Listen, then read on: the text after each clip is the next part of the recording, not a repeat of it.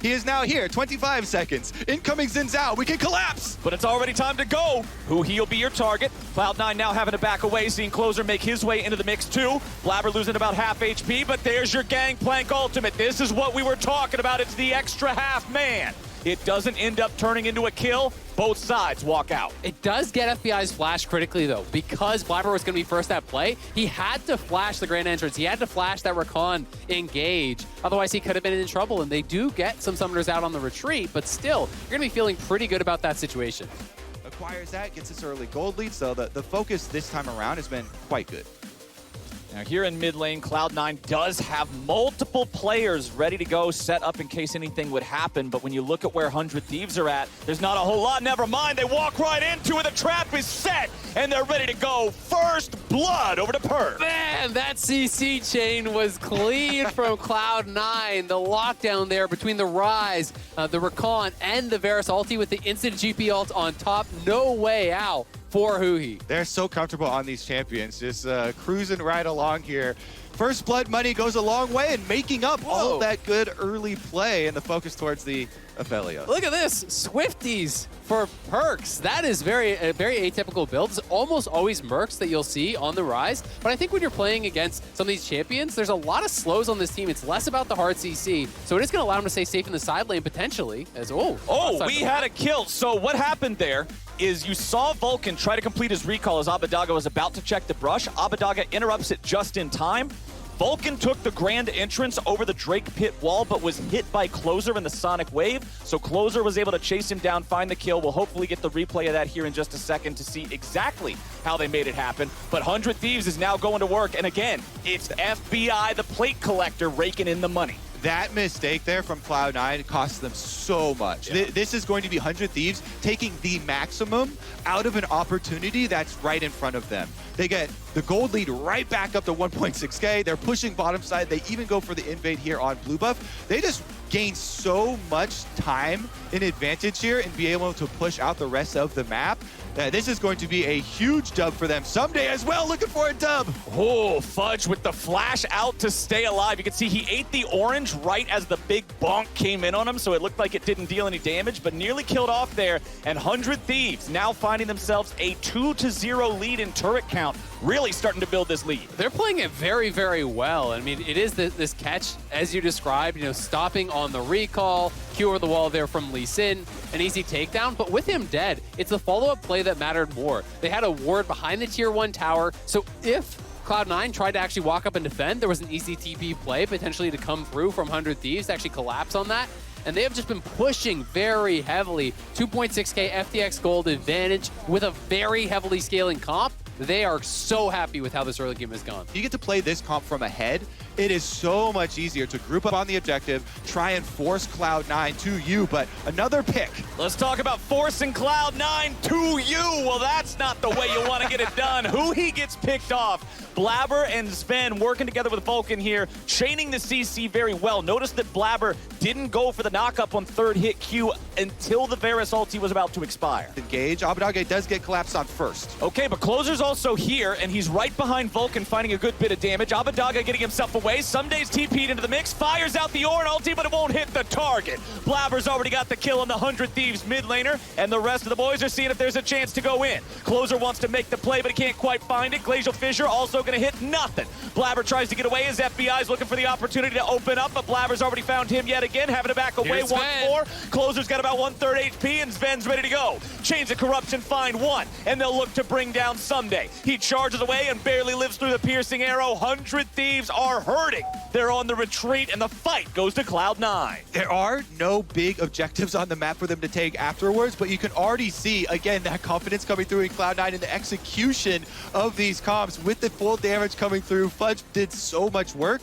It's about the impactful first engage. A kick in, a multi-man shockwave, an Ornn ulti hitting multiple members. They want to have these front-to-back team fights where they're finding big picks, and they're catching Sven. There it is! There's the lack of the flash from earlier. That first one from Abadaga 3.5 minutes ago, that was for the summoner spell. The one you just saw, that's for the kill. And this one actually impinges on the setup time for Dragon. So timing of these kills are so big. The difference in rewards for winning on bottom side and not having anything up to actually gain on the map afterwards. This time around, Infernal Drake, 19 seconds away. They do have the extra setup time, but they're forcing a play here. Cloud9 with the teleport force.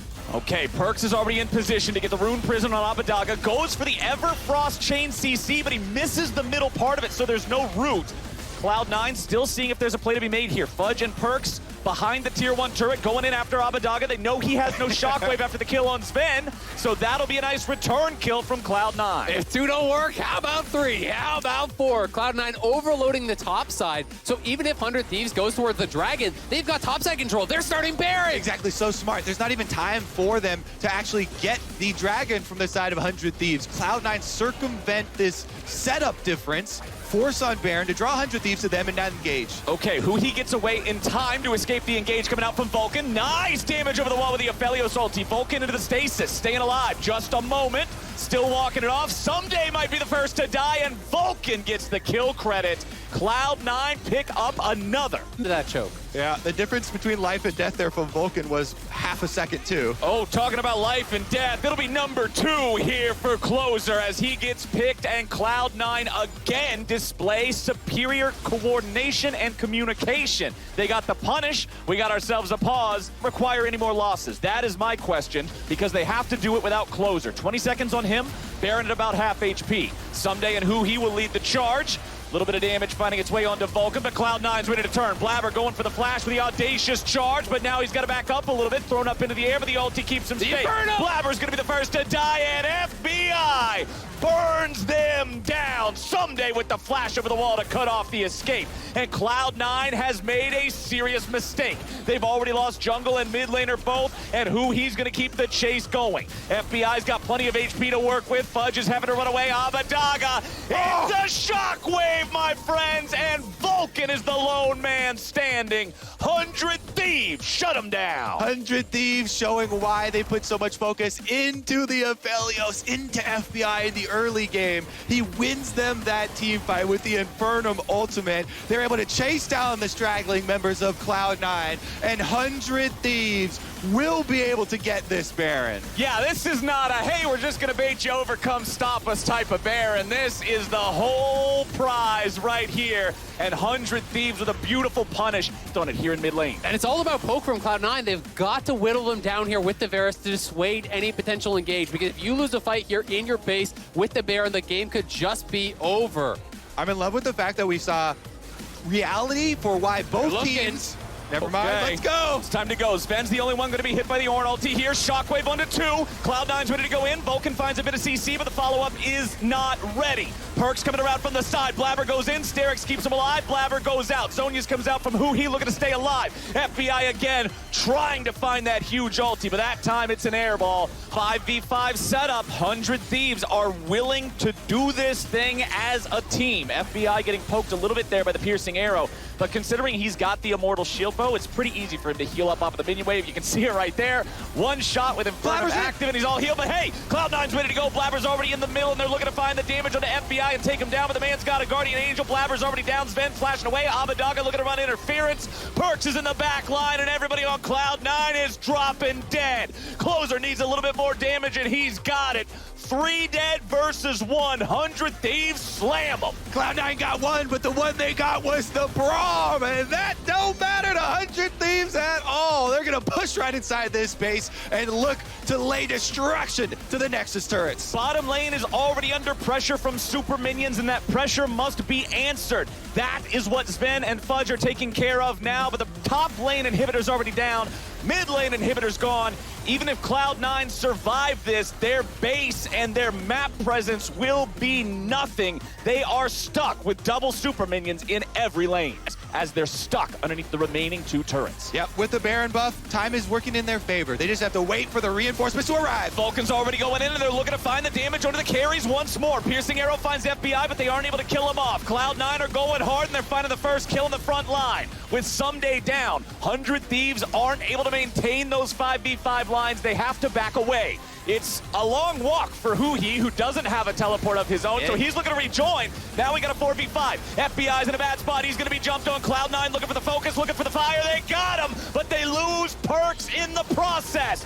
3 traded away for FBI, and the trade is not good enough. 100 Thieves on the victory march. It's only up to Sven and Fudge to try to stop it. Nexus turrets are starting to drop low. First one's already gone, second one's gone now too, and 100 Thieves, through superior team fighting, will claim game number 1. What an exciting game number 1.